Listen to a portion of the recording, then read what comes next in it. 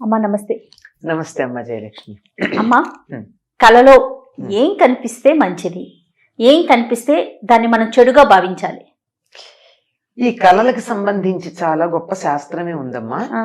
మన ఋషులు రాసినవి ఉన్నాయి, సిగ్మండ్ ఫ్రాయిడ్ వాళ్ళు రాసినటువంటివి ఉన్నాయి. వాటిల్లో చెప్పిందంతా చూడాలంటే ఆ శాస్త్రం అంతా చదవాలి. శాస్త్రం అంతా చదివేంత ఓపిక తీరిక, దాన్ని నిత్యం ఎవరికి ఏం కళలు వచ్చాయి, దీని ఏది మంచి ఏది చెడు అని చెప్పేటటువంటి ఒక ప్రత్యేకంగా కూర్చుని చేసే పని కాదు కనుక చదవలేదు. కానీ ఏ ఏ ఎటువంటి కళలు వస్తే ఎటువంటి ఫలితాలు ఉంటాయి అన్నది ఫలితాంశంగా రామాయణంలో చెప్పింది ఏమున్నాయో అవి మాత్రం చెప్పగలుగుతాను నేను. రామాయణంలో కూడా రామాయణంలో ఉన్నాయి. కానీ అమ్మ, రామాయణంలో స్ఫురించని అంశం లేదని కదమ్మా. ఆయన వాల్మీకి మహర్షి స్పృశించనటువంటి అంశం అన్నది లేదమ్మా. అన్ని విషయాలు ఉన్నాయి.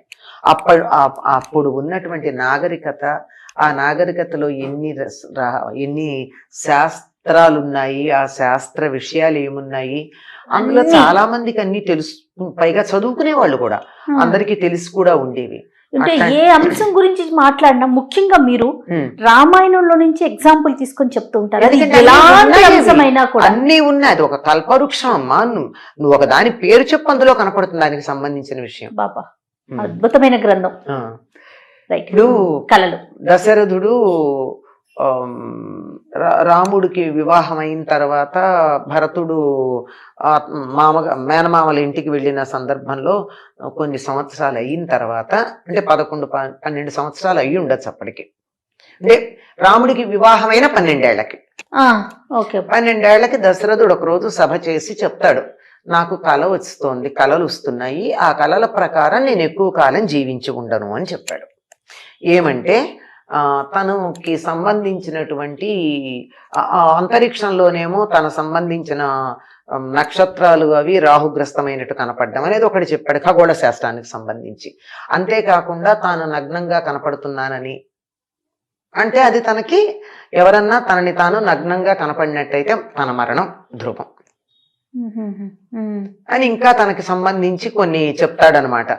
ఈ కారణంగా నాకు మరణం సమీపించింది అని నాకు అర్థమవుతోంది అని చెప్తాడు. ఇది ఒకటి.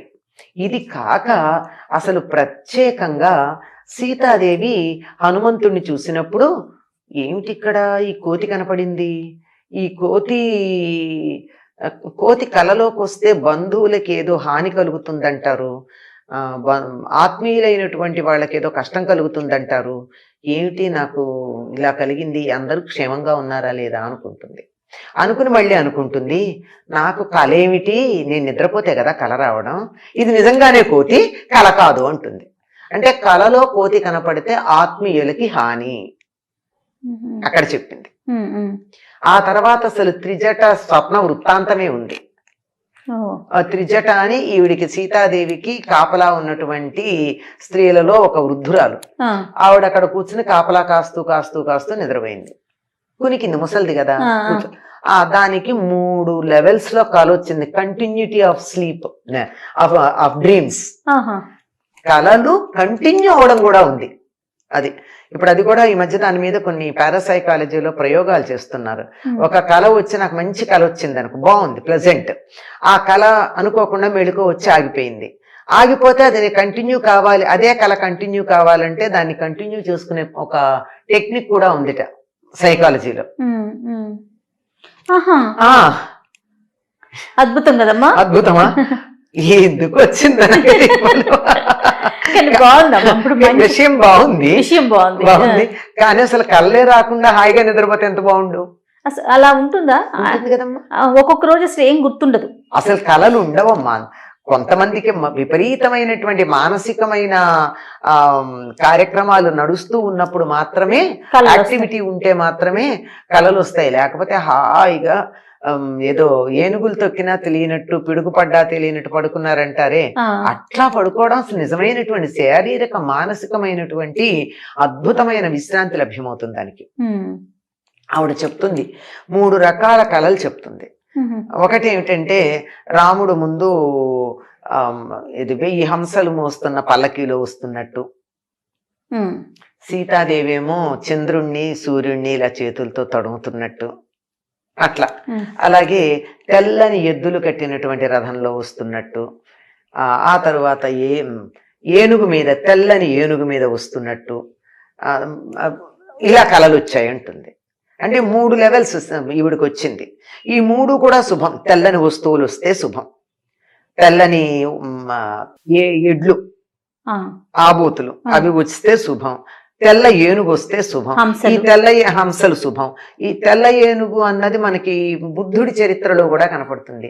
మాయాదేవికి తెల్లని ఏనుగు వచ్చి వైశాఖ పూర్ణిమ నాడు తనలో ప్రవేశించినట్టుగా కాలుస్తే ఆ తరువాత ఈయన పుట్టాడు, సిద్ధార్థుడు పుట్టాడు అని చెప్తారు. అంటే మహానుభావుడైనటువంటి వాళ్ళు. ఇది చాలా శుభప్రదమైనటువంటి కళలుగా వీటిని చెప్తారు. ఇది అయ్యాక రావణుడి పరిస్థితి కూడా ఆ త్రిజట కళల్లో వస్తుంది. నూనె తాగుతున్నట్టు, జుట్టు విరబోసుకున్నట్టు, నల్లని స్త్రీ జుట్టు పట్టుకు ఈడ్చుకెడుతున్నట్టు, రథం మించి లాగితే తల్లకిందులుగా పడుతున్నట్టు, ఆ పడ్డవాడు వెళ్ళక్కడ ఆ మలం ఉన్నటువంటి గుంటలో పడ్డట్టు, అందులో పడ్డవాడు లేచి అలా నగ్నంగానే వికటాట్టహాసం చేసి పరిగెడుతున్నట్టు,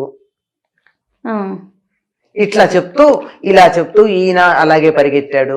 ఆ తర్వాత ఆయనకు ఇంద్రజిత్తు వీళ్ళందరూ తమ్ముళ్ళు వీళ్ళందరూ కూడా అట్లాగే ఒకళ్ళు మొసలినెక్కి వెళ్ళినట్టు, ఒకడు దున్నపోతునెక్కి వెళ్ళినట్టు, ఇట్లాంటి కళలు వచ్చాయి అని చెప్తుంది. ఇవన్నీ వాళ్ళ మరణాన్ని సూచించేవి అని స్పష్టంగా ఆ త్రిజట చెప్పింది.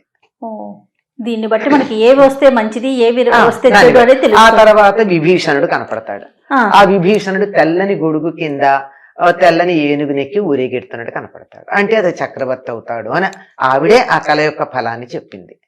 అంటే తెల్లని వస్తువులు శుభం, ఏనుగలు మంచి, ఎడ్లు ఆవులు హంసలు శుభం, దున్నపోతులు అంటే దాంతోపాటు గేదెలు కూడా అవి ఉంటాయి, అవి నల్లగా ఉండేటటువంటివి, మలము, నూనె, జుట్టు విరబోసుకున్నట్టు, ఇవన్నీ కూడా చెడు. నగ్నంగా ఉన్నట్టు, నగ్నంగా కనపడకూడదు, ఇలాంటివన్నీ మరణాన్ని సూచించేవి అని. కోతి కనపడితే బంధువులకు ఆపద నాశం కదా, ఆపదలు కలుగుతాయని.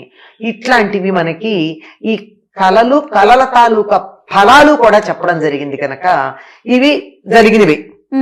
అందువల్ల ఎటువంటి కళలు వస్తే బాగుంటుంది, ఎటువంటివి అని. అయితే కళల గురించి చెప్పేటప్పుడు ఏం చెప్తారంటే, వైద్యులు చెప్పేది ఏమిటంటే మనం తిన్న ఆహారాన్ని బట్టి దానికి ఫలం ఉంటుంది అన్నారు కళలకి. ఇప్పుడు స్వప్న శాస్త్రం గురించి చెప్పేటప్పుడు ఆరోగ్యకరంగా ఉన్నటువంటి వ్యక్తి సాయంకాలం భోజనం చేసిన తర్వాత 3 గంటల వ్యవధానం ఇచ్చి పడుకుంటే, పడుకున్న తర్వాత చాలాసేపటి తర్వాత వచ్చేటటువంటి కళ కంటే రాత్రి 12, 3, 4 మధ్యలో వచ్చేటటువంటి కళలకే ఫలితం ఉంటుంది. పడుకోగానే వచ్చింది, అవతల టీవీ పెడుతుంటే టీవీ సౌండ్ వినపడుతుండగా నాకు దానికి సంబంధించిన కళ వస్తే దానికి ఏం ఫలితం ఉండదు. గాఢంగా నిద్ర పట్టినప్పుడు వచ్చేది. అలా ఆ గాఢంగా నిద్ర పట్టకుండా వచ్చే వాటిల్లో కళలే ఉంటాయండి, కలవరింతలే ఉంటాయి. అంచేత వాటికి సగం సగం నిద్దట్లో వచ్చే వాటికి ఫలితాలు ఉండవు, అట్లాంటివి ఉండవని చెప్పడం జరిగింది. ఆధునిక శాస్త్రజ్ఞులు చెప్పిన మాట నేను చెప్తున్నా, ఇందాక రామాయణంది చెప్పిందే కాకుండా. తర్వాత బాగా గనక పీకల దాకా తిని ఎక్కువ సమయం ఇవ్వకుండా పడుకున్నారనుకోండి, ఎవరో గుండెల మీద ఎక్కి తొక్కుతున్నట్టుగా కాలొస్తుంది, అంటే ఊపిరి సరిగ్గా ఉండదు. ఇది చాలా కళలు మన ఆరోగ్యాన్ని బట్టే వస్తాయి. మనం తిన్న ఆహారం, మనం అంతకు ముందు చేసినటువంటి పనులు, ఆ కళలకి ఫలితాలే ఉండే. వాళ్ళ పగలు జరిగిన సంఘటనలు రాత్రి కళలోకి వస్తే, వాటి కొనసాగింపు ఏదన్నా వస్తే దానికి ఫలితం లేదు. అంటే దాని గురించి మనం ఆలోచించాల్సిన అవసరం లేదు. ఆలోచించనిది ఏదైనా వచ్చినప్పుడు మాత్రమే దానికి ఫలితం ఉంటుంది. అది కూడా తెల్లవారుజామున 3:30, 4 ఆ మధ్యలో వచ్చింది తప్పనిసరిగా ఫలితం ఇస్తుంది. కొద్ది రోజుల దాని సమయాన్ని బట్టి, వచ్చిన దాన్ని బట్టి, మన పరిస్థితిని బట్టి 6 నెలల్లో ఫలితం వస్తుందా, 3 నెలల్లో ఫలితం వస్తుందా, దానికి లెక్కలు కూడా చెప్తారు. 3 రోజులు కావచ్చు, 3 నెలలు కావచ్చు, 3 సంవత్సరాలు కావచ్చు ఫలితానికని. స్వప్నాల వెనుక ఇంత చాలా, ఇది వెనక చాలా ఉంది. వెనకది చెప్పట్లా, నేను ఊరికే ఉన్నది పైన ఉన్నది చెప్తున్నాను. చాలా పెద్ద శాస్త్రం స్వప్న శాస్త్రం కూడా. మనకు తెలిసినంత వరకు ఉన్న మనకి సమాచారం. తెలిసినంత వరకు ఇది సమాచారం. పాములు బాగా కలలోకి వస్తున్నాయి అంటే ఏవో కోరికలు తీరలేదు అని అర్థం. అందులోనూ ప్రధానంగా కామ సంబంధమైన కోరికలు తీరినప్పుడే పాములు కలలోకి వస్తాయట. ఓహో. ఇలాంటివి ఉన్నాయి, ఓకే ఓకే. చాలా విషయాలు ఉన్నాయమ్మా అయితే. చాలా ఉన్నాయి. అంటే మనకు వచ్చే కళను బట్టి నిర్ణయించుకోవాలి. నిర్ణయించుకోవాలి. రైట్ అమ్మా, నమస్తే.